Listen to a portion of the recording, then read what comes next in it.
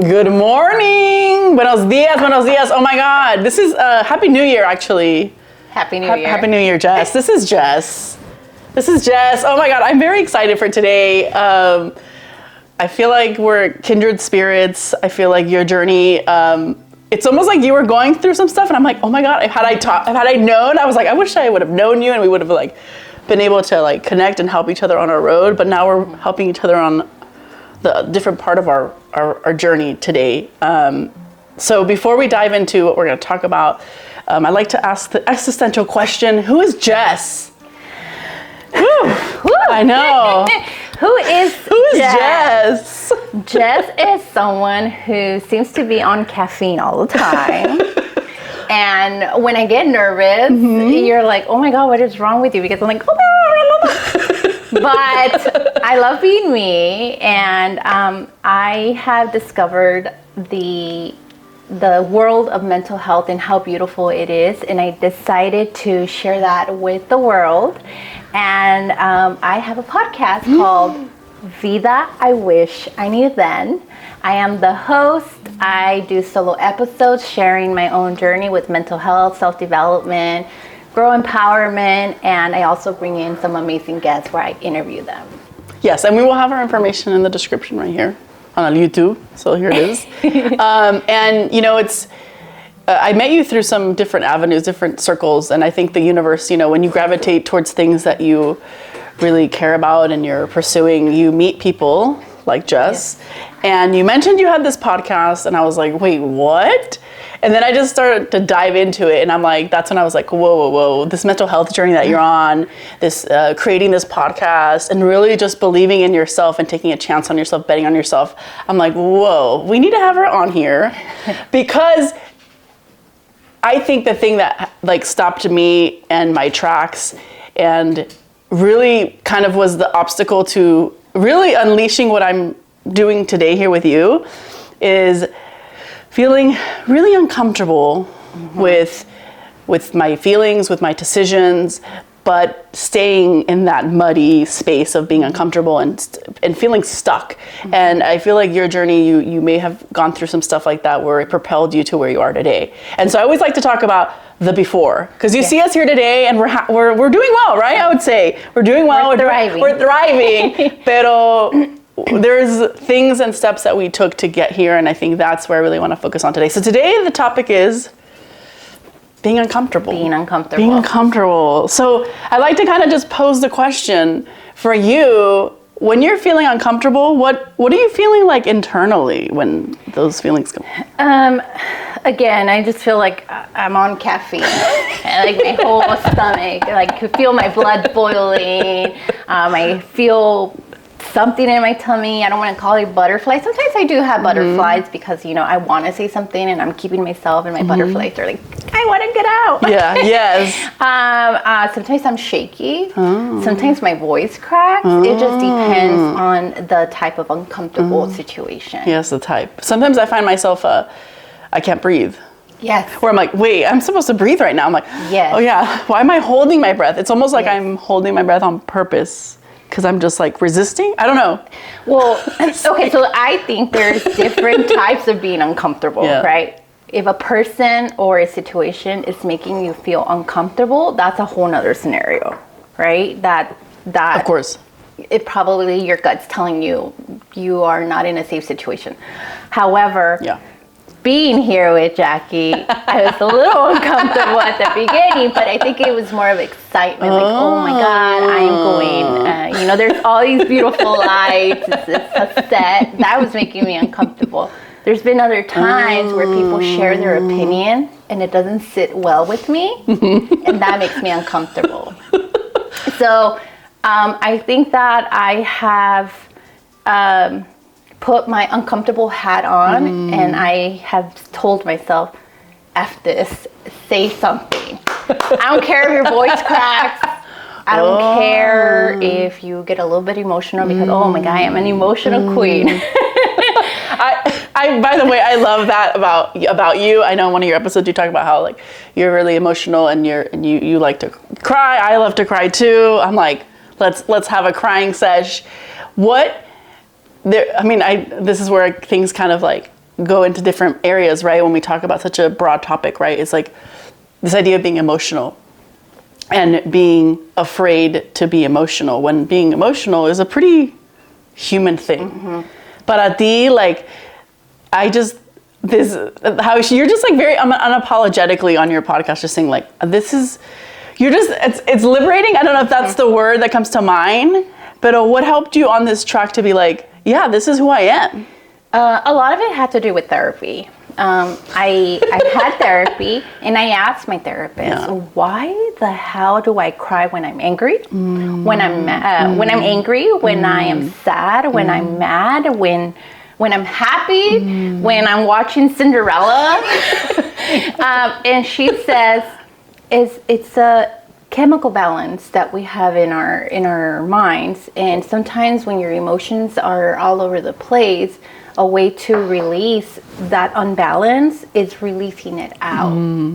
So ever since I understood that, then I became less afraid to cry. And I feel like the more I cry, the more I'm able to control my emotions, because I think that emotion that was already sitting in me has been released out, if that makes sense. Yeah, it does. And I think it goes back to, when we're uncomfortable, like being uncomfortable with being told we're too emotional, right? Being uncomfortable because, and you talk a lot about this in your podcast about how like a lot of the things that we are like insecure about, or we have, this uncomfortable feeling is a lot of what's going on the outside, what people are telling us.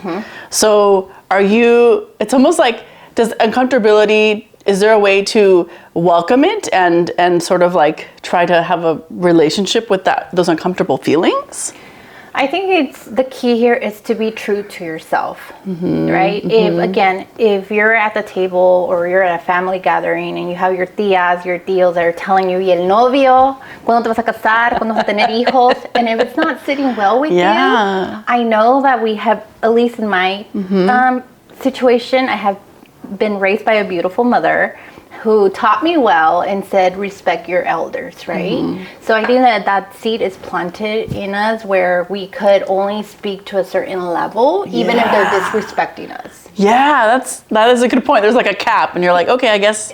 And that, I'm sure through the years, like compounds, right? Like doing that. Yeah, and that is a barrier that I have learned to break through. Like, this is uncomfortable because this is not true, but I'm about to tell my tío or my tía that I don't want to have another kid or whatever the case is. And I'm using family members because usually that is the case. Families have a lot to do, good and bad. You mentioned therapy, so because you're like, I broke through those barriers. Was therapy like the first step in this journey for you? What comes to mind? Absolutely. So going a little bit back, right? Mental health was actually a taboo topic in my family.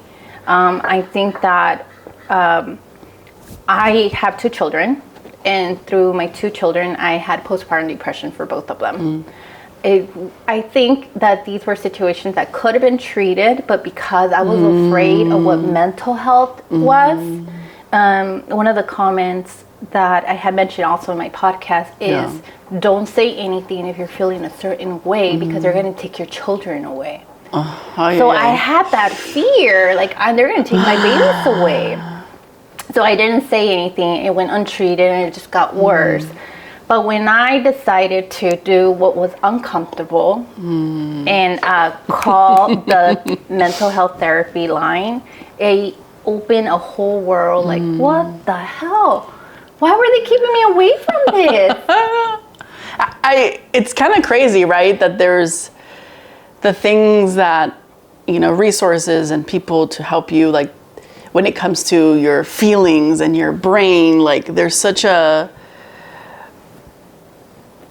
say it's taboo. It's something that people don't want to, and I say other, older generations, like there's just this sort of like feeling to not want to go there, because I do think being uncomfortable is uncomfortable for people, and I feel like being uncomfortable for people, I think they think being uncomfortable can be like this negative thing, and whereas I've come to really realize that the moments when I'm uncomfortable are key moments for me, because I think it's, your body telling you like, hey, pause, like something's up here. And like you said, there's different types, right? There's moments where, you're in danger, or there's moments where you're like, hey, like, let's break this down. Like, why are you uncomfortable? Does that mean like, and you talk about curiosity too a lot, like curiosity and being uncomfortable. Like a lot of times, instead of feeling like uncomfortable, which uncomfortable can feel like maybe sometimes like, I think like homophobic people can feel uncomfortable because like, what is it that you're really uncomfortable about? Yeah.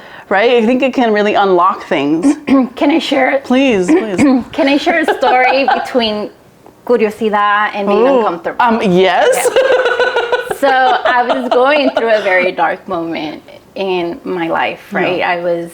I didn't know it at the time, but apparently I was dealing with severe postpartum depression and anxiety, severe anxiety. Everything was severe. I was gonna say, you were probably like, it was a very, very dark moment in my life. And luckily I never got to, it's a sensitive topic, luckily I never got to a suicidal stage, but I knew that I was already rock bottom at that point. And I had a toe injury. I was at Kaiser. I was at the hospital. Injury? I'm like, a toe injury? I had a toe injury. What? A toe injury. From all things, a toe injury. And it was the big toe, I mean. In my Spanglish. When you did this, I was like, yeah, I know what you're talking about. I got it. I put my toe up sometimes to give you a toe up. So you got this toe injury. I got this toe injury. Okay.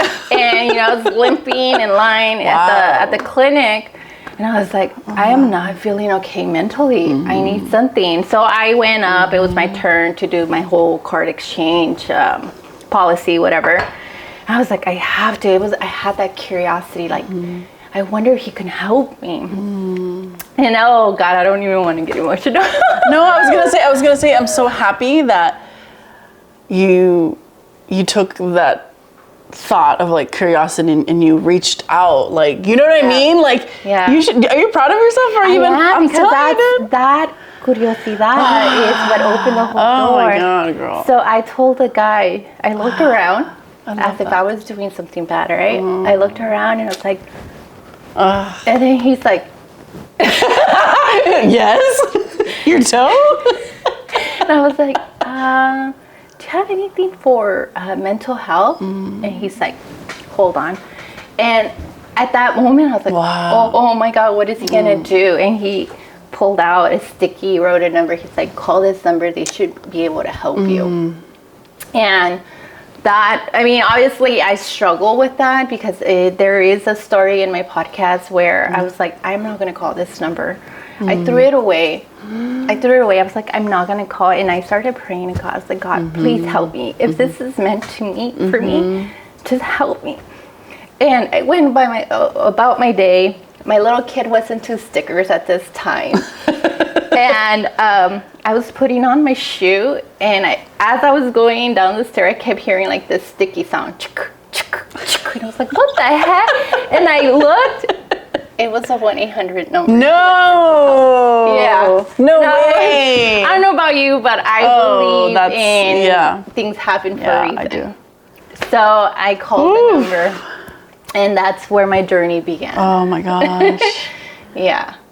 But I will say, like, I'm telling you, that moment that you were like, hey, to the doctor, like, there's, and that's why this is why really important breaking down moments before the moments, because some people, like, in those dark places that we can be in, that's why it resonates a lot with me, that dark chapter where, we can stay dark, and I'm in a place right now where I can reflect and I go like, man, like, I was hurting, and I'm like, I don't know how I don't know, it's kind of crazy, right? Like, to now have the perspective of like, I know it sounds really cheesy, but like, I don't know if you feel this way, but like, because of this work, I feel truly in my heart like I have something to live for. Like, not just because of saying just to say that, but to really mean it, that I feel it in my heart Does that resonate with you? No, absolutely. And I think that the curiosity of asking for help too is because around that time was COVID, right? Things were barely starting to open. Not everything was open.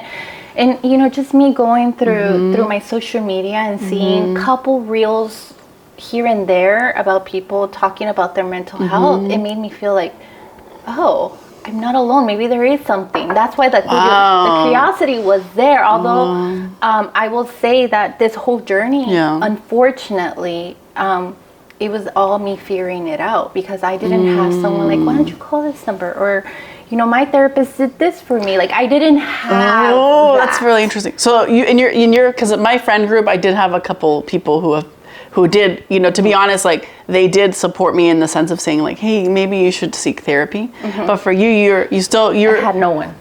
Pero mira, ¿sabes qué? You're gonna be that person for people. That is my mission. That is my mission. Huge. So going back to your point, I'm not just sharing it to share. I'm doing it with the intention that it could relate to someone. Yes. And see like. All right, she's sometimes she's a little off with her wild characteristics, but if she's okay, like maybe I could be okay too. Yeah. And mental health can be it's a huge world, and you can have different struggles in many different capacities. One of the things that I have heard is I'm a very bubbly, happy person, right? And those that go through dark moments are the happiest. Because they're trying to show the world that they're okay. And that was me. That was me. I was like, ha ha ha, like being such a clown. But once I would, close the door, I would start crying. There's a lot of again, this relates. I feel like I'm like, girl, I totally am with you. It's that energy that we were probably giving so much of ourselves and depleting. Like why are we giving so much of ourselves? And I think therapy, people underestimate this idea of really getting to know who you are, and especially as us women in our 30s. Like we've lived a certain amount of time, and I think it's so important to reflect and to understand like why are we the way we are, like what behaviors, what's serving us, what's not, and through the therapy, like there was a lot of stuff that it's almost like when you're uncomfortable, and over time as you just sort of ignore what's making you uncomfortable, it sort of like becomes something you don't even, it's so hidden you shove it to the very back of your there is an analogy that I'm a visual person. I think I remember this analogy. Go for it. Tell them. Where you have baggage, right? And let's look at the baggage and your home. Where does that baggage go? In your closet.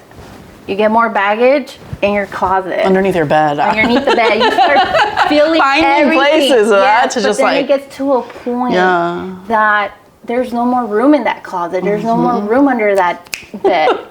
And that's when you explode. Explode, yeah.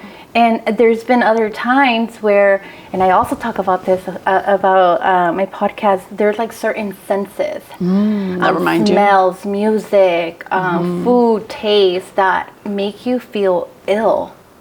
And you don't know why. Well, go look in your closet and you're going to know why. You're going to know why. Yeah. It's funny, before I sought out therapy, I think I was using Band-Aids, like, I think this is going to make me feel better. Or this is going to change the trajectory of my life, And I think about, like, Donas and Tortas, right? What I'm doing. I started doing interviews in 2018, and I had the support of Anna, even the job at the time, my employer, everybody supported me. I was like, oh my God, it was my first dip into being like, oh my God, I'm chasing something I really want to do. And then I was uncomfortable because I was like, I'm too close to something I really want, and what if I fail? I'm like, no, I'm stopping it. And so what I did is 2019, I did a couple things, but then I slowly was like, I'm too busy. I'm working. I'm too busy. And I could tell my depression was like, by 2020, I was like, it was in. It had moved into my world. It was like, you're a depressed girl and you're trying to find these other things. And at the time I didn't know that, right? That's the baggage. That's the baggage, right? The baggage. That was like when you're finding other outlets, right? But that's more baggage. So you're creating more problems. Yeah. Well, until, like you said, unfortunately, you hit a certain rock bottom and you have these, really dark moments. But, and the reason I talk about being uncomfortable is because I'm telling you, like, I feel like so much of the avoiding the putting into the closet is because we're so uncomfortable. So let's talk about what it means now when you do feel uncomfortable, in the context that we're talking about, when you're talking about the things that make you feel alive, that make you want to have something worth living for. Like, what are the things that help you when you start to feel uncomfortable? Are there any things, any like tips or instances where you're like, oh, you know what, this works for me? Yes. I take inventory. Ooh. Can you describe what that means when it comes to mental health? So, for example, there's times where I'm feeling really emotional out of nowhere, and then I'm starting to feel shaky. Like, I'm having all these like crazy feelings, and I don't know why. I sit my little ass down, and I'm like, all right, what do you have going on right now? Okay, you have this project. Okay, you have an interview with this person that you admire. So once I take inventory of like what's going on in my life, I'm like, that is it. Ooh. That's what's making me uncomfortable. And so let's say this interview has me nervous and gives me all these like butterflies and all these things. Yeah. Now let's digest it a little bit better. Do I need to prepare myself? Do I know where she lives? Like maybe I need to arrange daycare. Like that's how you start getting these emotions out of the way. I love this. I love this because this segues into like, honestly, the whole point of this conversation too is like, you just described basically, and I know people are gonna think I'm, oh, you're such a, I don't know if they're gonna think it's geeky or nerdy or whatever, but I don't care. Like, see us today and we're smiling, so you know what I'm saying. So, but what you just described to me is like, you are being so intentional, and people are so intentional, right, with their bodies. Like, they work out and this and that, but this is like being intentional with your body too. Yes. You're listening to your emotions, your intentions, because my point here is like, what you just described is like, tools that had I utilized that in my 20s, oh my God, like I would have been like me right now, hopefully, 7 years ago, but I'm also have grace with myself that like things led to what they led. But this is the kind of action to take, right? Yes. To be so mindful, and people like are so uncomfortable to even want to face that. So what advice do you have for people who are like, you know what, Jess? Like, I'm good. Like, I'm not going to go through all that, and like, I'm good. Like, what do you say to people who might be like, I'm not going to make that intention? I mean, I don't really know the advice to give them, but usually when we're feeling uncomfortable and it goes into procrastination, right? Yeah. Procrastination to me is you not willing to do the work, right? So if you're feeling a certain way, ask yourself, do you want to keep feeling like that, or do you want to face it? Because it takes work to want to face it. Hear that again? Say that again? It takes work. It does? Redo. It takes work to want to face it. Yeah. Yeah. You have to do all that inner work. Yeah. And say, hey, I'm tired of feeling tired. I'm tired of feeling the way that I do, but let's do something about it. And it's going to make you feel uncomfortable. You are going to have to do some uncomfortable things. Maybe Anna's going to tell you, hey, listen, Jackie. I'm all she knows. It's funny because Anna, like, the way she is, it's like, obviously I have a partner who has taught me a lot too in this journey, and she's like, I did, like what you described about that sort of inner work, like, she's like, oh, don't worry, like I'm not, she's gone through stuff, but it's like because she made that effort, that she did the work to like really figure out like, hey, like what's going on here, so that, I feel like by the time I met her, she's pretty, I was in awe. Like I was attracted to the way in which she like knew herself, and the way that she, would treat herself. Because that is a representation, don't you think, of like how you ultimately are taking care of yourself. Oh yeah, I think that it all starts with inner work. Yeah.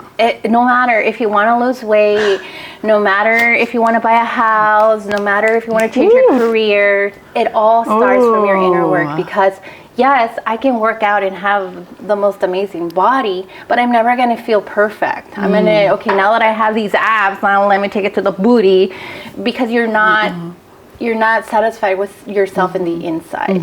And like, for example, I did a lot of inner work this last year, and I think I'm still going through the process. When my gray hair started coming out, I love them, by the way. I was freaking out. I was freaking out because I was really? like aging, and now I'm old, and I'm not even in my life where I'm supposed to be, and I already have gray hairs. And I think that as the years have gone by the way, my hair is 100% natural now. It's beautiful. I hope the camera is giving it justice. But I think that I'm ready for a change. I'm considering, but I'm doing it so gracefully to have a new change versus to cover the gray hair. So inner work just goes so many. It's Look at that. It's transformative for sure. It does. Yeah. And you know, we can't ever deny our inner child in this process. You know, I wanted to ask you, like, when you were growing up, let's think about like 9-year-old Jess. Okay. And say like something has come up in this context, right? Where you're feeling a certain way about, I don't know, something with your friends or something, right? And you're feeling uncomfortable. Like, think about it. Like, what tools did you, like, who taught you? Like, what do you do when you're a kid? That's a really great question. Because you're a mom now, so that's going to be my segue to, like, how do you apply this stuff to your kids? But yeah, think about 9-year-old Jess, like, because because I think about it, like, that stuff affects you when you're, as you get older, you carry those habits with you. Well, just to make sure that I'm understanding your question correctly, I think I can tell you what I would do differently from, when I was little. So one thing that I do with my children is I encourage them to express their feelings, right? Because I think that even being by the way, I am the oldest of 3 daughters.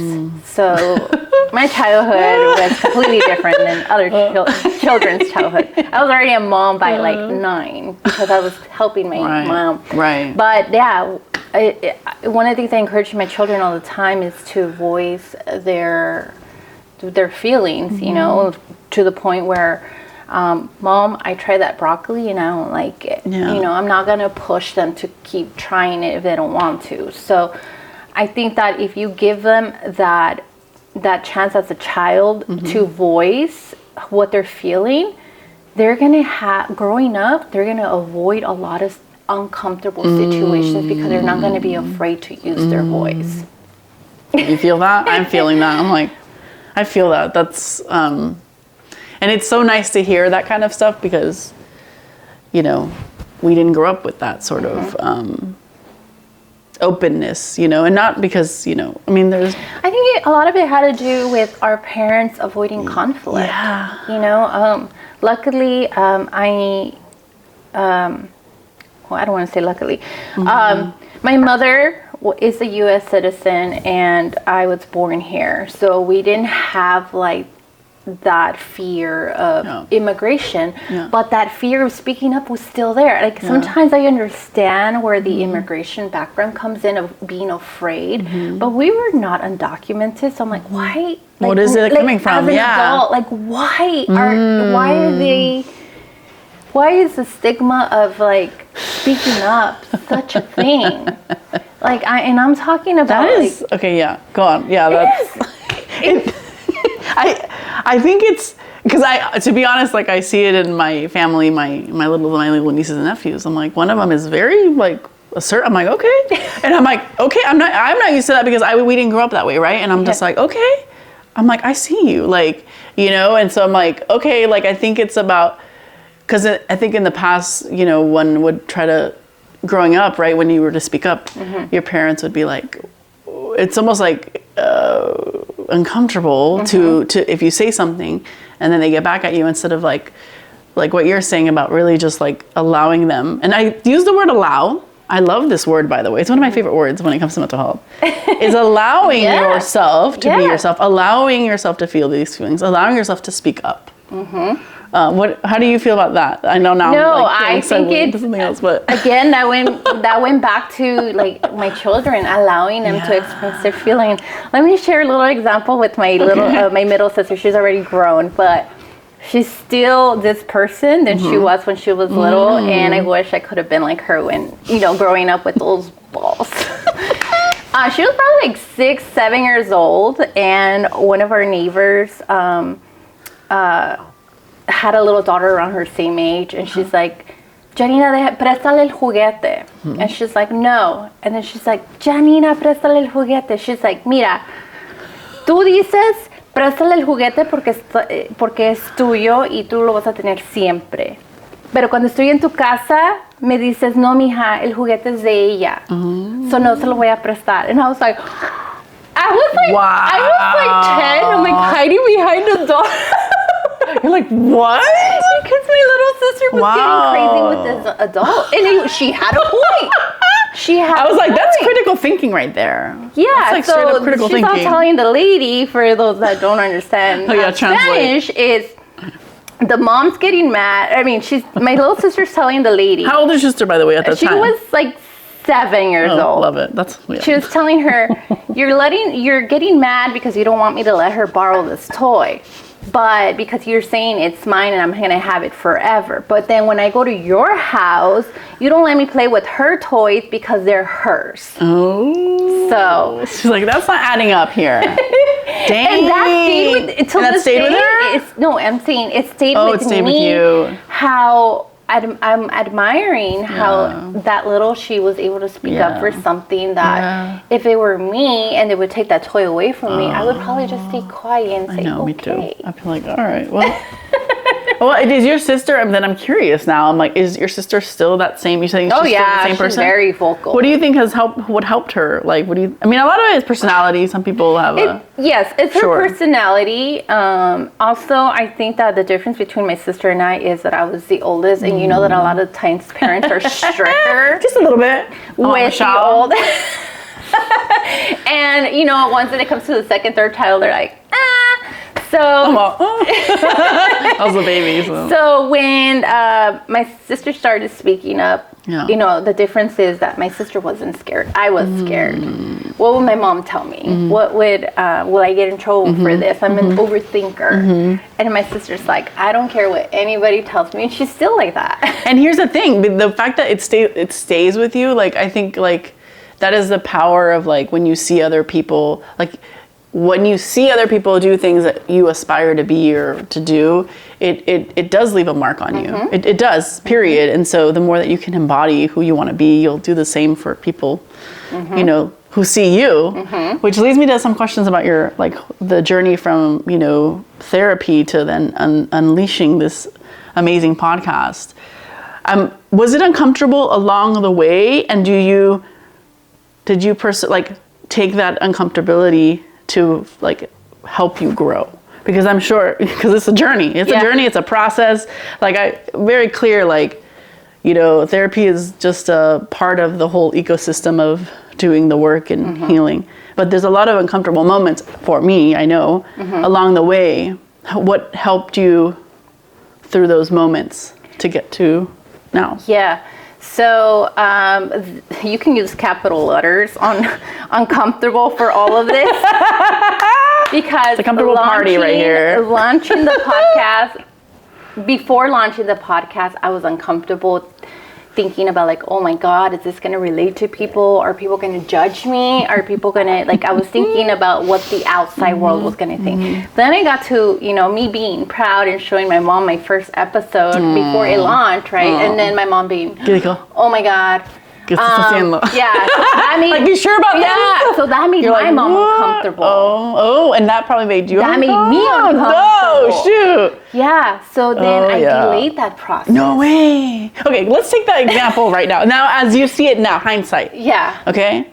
What you've learned through all this. Had you seen, like, your mom getting uncomfortable and it's making you uncomfortable, what would you have done in that situation instead of like delaying it, like instead of, what do you think you know I'm going with this one? Yeah, no.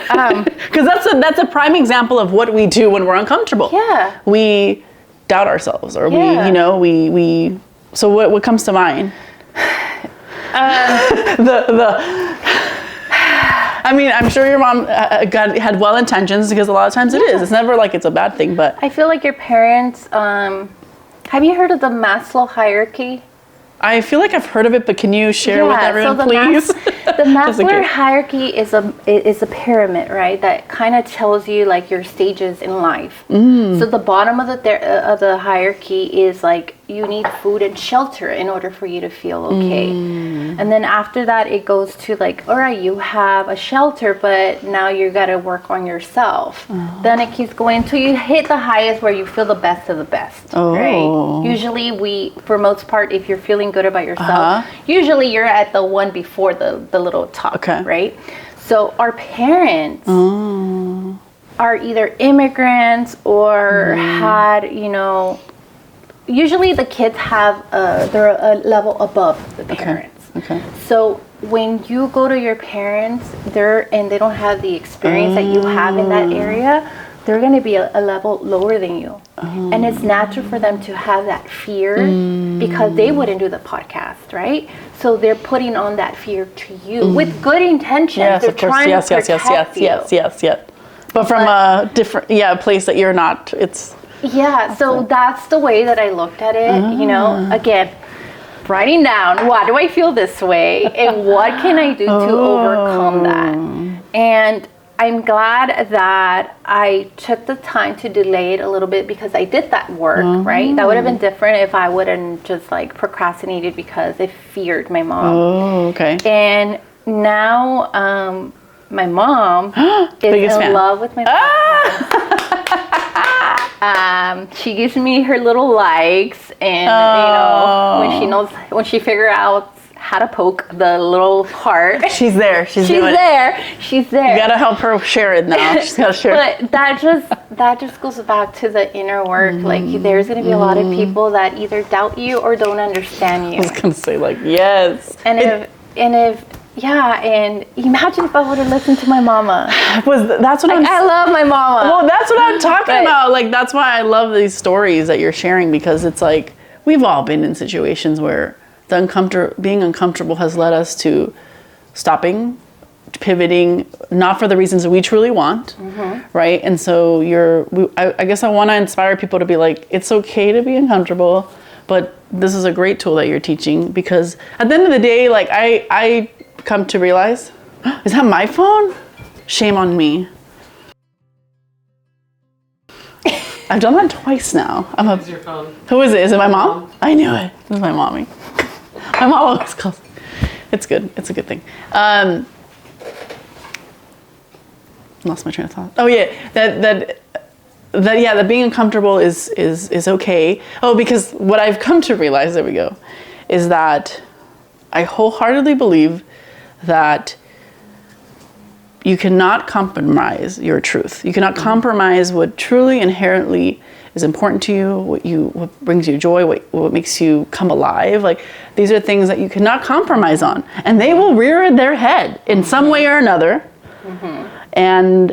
But in order to get there, right, in order to really feel like you're living that truth, this kind of work is like, has been really beneficial to me. I feel like clearly for you. I'm very excited for you. I mean, I hope you see the smiles that are like coming through here. It makes me so happy to see this, because I can feel that you've done the work, you're in and it's always a process, like this ever-evolving situation. But the more, it's like, Anna's really good at analogies. I don't know if Anna, you can come up with an analogy, but this idea of like, the more tools you have, like, not that the easier it gets, but the more, I guess it's cheesy, like, the more prepared you are, but it's like, you don't get stuck all the time, right? You're not like, it's smoother, you can enjoy the experience more.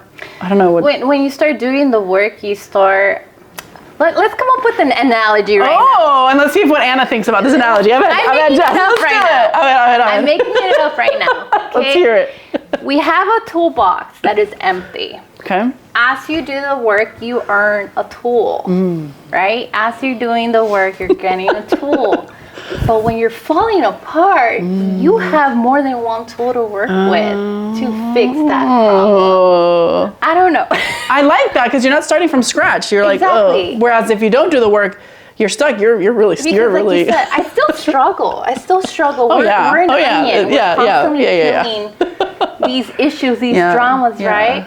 But now that I have gone through therapy, now that I have done my reading, now that I know how to do my self-coaching, if I do fall apart for a little bit, like at least I can go into my toolbox and say, what do I need to do to make myself feel better versus crying a river and just drowning in it.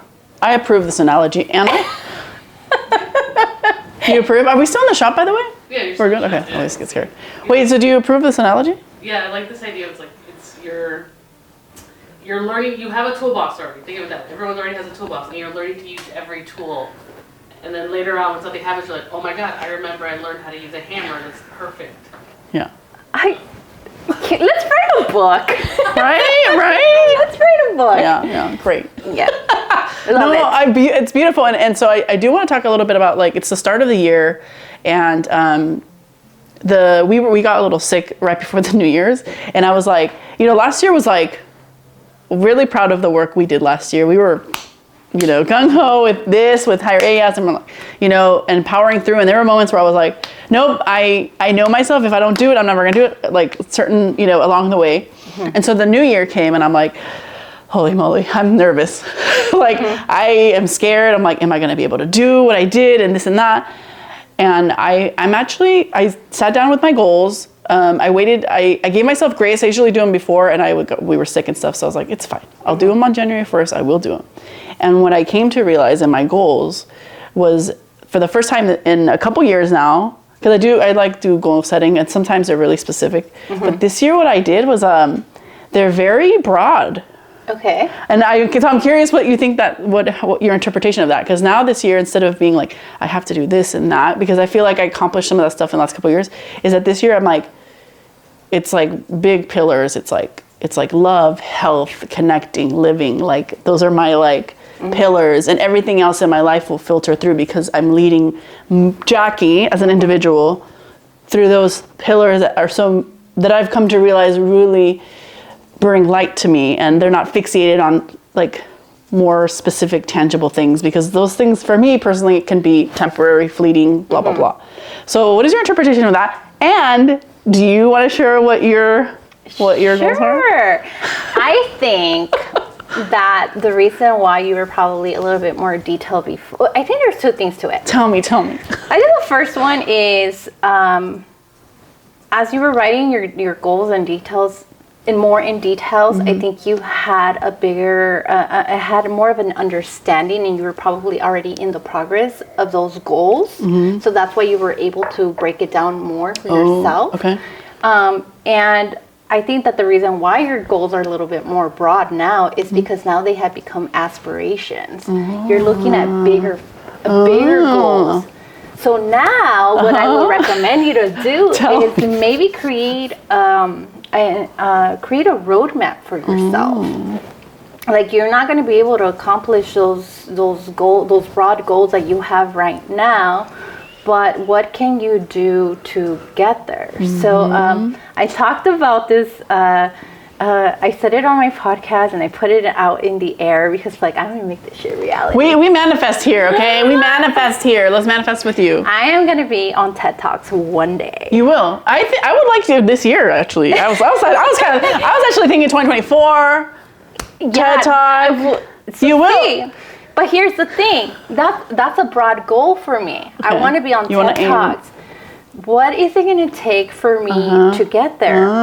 Is there an application process? How detailed is that application process? Do you need any experience? What experience do I need? Then I can start breaking down my goals to get to the big goal.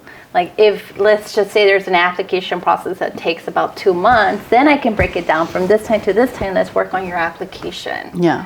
And this, by the way, I do feel that what you're very clear and direct on, like, how, like, what you're probably seeing right now is, because I always like to think about It's people. my project management skills. Well, that, and you know, there's some people that are like, well, like they're in a different part of their journey, right? And so I always try to bring it back to like, yes, this is where you see us now because we've done some work here. But I think about when I started these coffee chats last year, I don't know if a lot of people even saw them, but I actually started them because in therapy, I was like, a big thing about what I felt made me come alive is this idea of like expressing myself authentically, like fully about like being, you know, who I am and being gay and all this stuff. And just, so I just was like, I'm just going to do a coffee chat with myself, by myself. And I don't care. Like it has not, like it was just to make art. Like for me, it was just like, I'm just going to make this for me, fulfilling for me.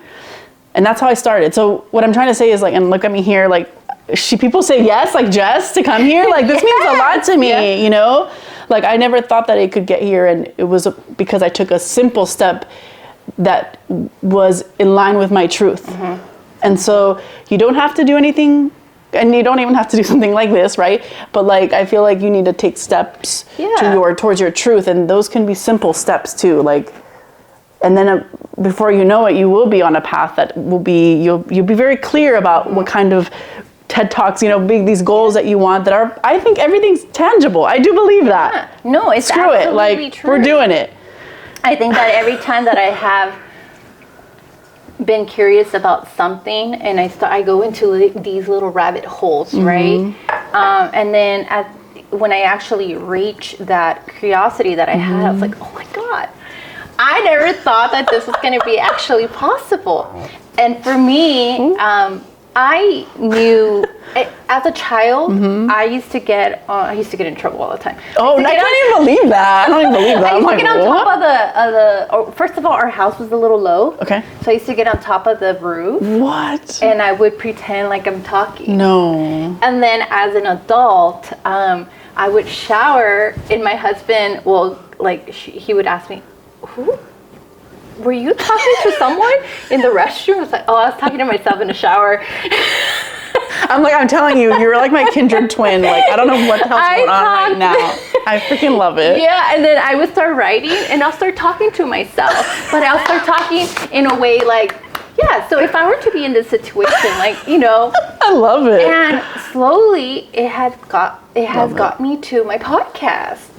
And now it's continued a TED Talk and then beyond. And I've been talking to myself forever. So. I mean, as you should. I'm laughing over here because I told Anna, I was like, dude, I feel like we're very alike. Like I also like to talk to myself. So when I was a kid. Oprah. And clearly, I have Oprah in the bathroom. We talk all the time. We check in. No, but growing up, like I would talk to myself, but I'd like to create like stories, like characters and like dialogue. And I just had this imagination, and I remember I was like 9 or 10 and I was walking home from school and I was doing that, and the only, you know, I had my mouth, like my lips were moving, and from across the street this kid was like, who are you talking to, you weirdo? I'm glad you're laughing, because in the moment I was like, I felt like such a loser, and I stopped. I love it. I stopped. That's what I'm talking about, uncomfortable. I was uncomfortable with him telling me that, and I stopped, and I was like, wait, this is wrong. And that goes back to the whole Maslow hierarchy. They don't see themselves doing that, so that's why they're being so critical. Yeah. I bet you anything, if it was someone like a great speaker and they would see you, hey, you have potential. Maybe. You have potential. You know, yeah, I mean, and so I shut that down real quick. I mean, and now as I've been going through this journey, I catch myself doing it, and I'm like, I don't care. Like, no, because there's a lot there that I want to like explore, my creativity, that like I'm ready to just, you know, and that takes courage. It takes, oh, thank you. Well, yeah, it does take courage. You know, I still talk to myself in the car. As you should. Thank God there's now technology to I could be like, what? I'm talking on the phone. Right? I'm on my Bluetooth. No, but you just gotta keep going. Who cares what people tell you? I think one of the best advice I have received is go for advice to those that are already doing the work, not those that don't know anything about it. because then they're going to put on that fear to you. Yeah. You know, I have quiet friends that if I were to ask them, how does this sound? And they're going to be like, you know. That's a great example. Yeah, you have to. You have to be, and then they can give you tips and tricks. And, you know what I mean? They will understand that. Okay, you have the same aspiration of my current role, but I can see your own personality. Yeah. Maybe do it this way. They can just guide you through the process. Yeah. TED Talk, huh? TED Talk. I love this. So how did you, because another part of disarming yourself and being true to yourself is like, how were you able to unlock that for yourself? You're like, that's what I'm going to shoot for. Because I will say this, we do it to ourselves a lot. We stop ourselves. We're like, no, we're not going to do that. Mm-hmm. And I just love that, like, you're manifesting and you're like, no, because that's inspiring, truthfully. Mm-hmm. So how was that process for you internally to be like, okay. I think a lot of it has to do with, I get really excited when I learn a fun fact or anything. I always, every time my husband, as soon as he opens the door from work, I'll be like, you know what? Or you want to know this fun fact? And he's like, can I breathe? I guess. Can I breathe? Can I breathe before I come in? So I am a learning machine. I go into rabbit holes all the time. So when I realized that when I share this information with other people, I see the light bulb, or I see that it unlocks something. So in my heart, I love when people strive for what they like. So if I can share any information to support them in whatever they're striving to do, is something that I would love to do. And I want to do it with a big group of people. Oh, maybe you should talk to Oprah right now. Some good jujus in the bathroom. After this, I'm going to go back. Yeah, just have a little moment, manifest. No, I think it's so wonderful, and I'm really proud of you, really excited for you. And, Thank you. You know, you have an incredible story too. I mean, I don't know how much you want to share of your incredible story about. Yeah. About what part? We've been hearing a lot of great, insightful, amazing stuff, Jess. Like, you're inspiring me. I'm sure you're inspiring the person that's watching this or hearing this. So I wanted to share, and of course, I'll help Jess share a little bit about this, but you know, the person you see right now, Jess, like, I try really hard not to kind of like talk about, like, our identity and our story is important and why we share what we're sharing. But sometimes I feel like it has to, you know, come through in a way that makes sense. And I feel like I kind of wanted you to hear her first and see her advice, and then this little tidbit about something really important in her life that I think really is a foundation of, like, your strength. And you are inspiring. When I heard this story, I was like, wait, Jess? I was like, what? And it's like, you just really never know where people have been. You don't know what they've experienced. Do you want to share this little story I'm talking about? Sure. So I am a mother of two. I have the 5-year-old and I have a 20-year-old. And we're around the same age, I think, maybe, potentially. We're in our 30s. Yeah. Yeah, late 30s? Late 30s. Late-ish. 40-ish. 30-ish. Por ahí. We're in, like, the same bracket. We're, like, in the same bracket. Yeah, and I not yet, but. So, yeah. So I had my oldest son when I was a senior in high school. So that was a roller coaster on its own. Yeah. Uncomfortable a little? It was very uncomfortable because, you know, you're in high school, people go through a lot. You go through a lot of judgment when you're a teen parent. They start coming with all these assumptions to why you had a child, whatever the case is. I knew that my life, although I did feel like, oh my God, my life, what's going to happen to my life, because I was only 17 and pregnant in high school. And, you know, I knew that I had to do something about it. So I decided to strive for success in that moment. So in high school, I was actually what do you call it? I don't want to call it valedictorian. I was one of the... Anna, what is it? It was a class speaker for the senior class. What do they call it? Salutatorian is not No, I didn't have Cum laude. summa cum laude. cum laude is like with honors. Oh yeah, no, we just we made it through. Tampoco, I got cum tampoco. laude in life. Yes. Yeah, so I was the senior speaker for my class. Yeah, that's like I'm I'm gonna research it and we'll put it down. We'll put it in the text. No, but I wasn't that though. Oh, you weren't that. No, Okay, okay. In life, yes. In life. I was just a speaker. Okay. So I was the speaker, and Wow. yeah, it was a roller coaster. Do you remember what you spoke about? The essence of the message there? Oh my gosh. So I actually have this in my podcast. I actually read the speech. Oh my god, I have to check out. What episode is it? Do you remember? I don't remember. It's the sisterhood one. Okay. The reason why I called it sisterhood is because I read this speech, which is very touching, but I fought to graduate on time. I actually graduated with extra credits because I knew that I was a teen parent and I wanted to overcome that, right? Those obstacles. And in my speech, I kind of talk low about myself.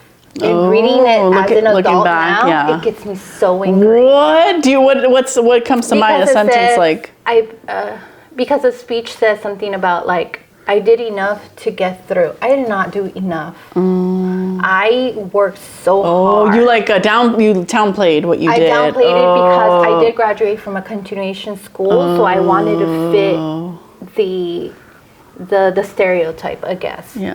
It's almost like you fed into, like, you wanted people to, like, you didn't, it's almost like you kind of tried to, in a sense, try to protect yourself. And we do this a lot, where you want people to, like, not be like, oh, who does she think she is? Instead of being like, yeah, you should say who do you think she is, because you freaking rocked it, right? Yeah. Oh, okay, go on. So, okay, so that was that. And I was working full time, 8 to 5, and then I was going to school from 6 to 10, Monday through Friday. Oh my God. So, with the child. Oh, with the child. With the child. Oof. Plus, I was going through a battleship with my son's custody. Yeah. They were trying to get 100% of the custody. Oh So my God. all of that to say, it has built me to who I am.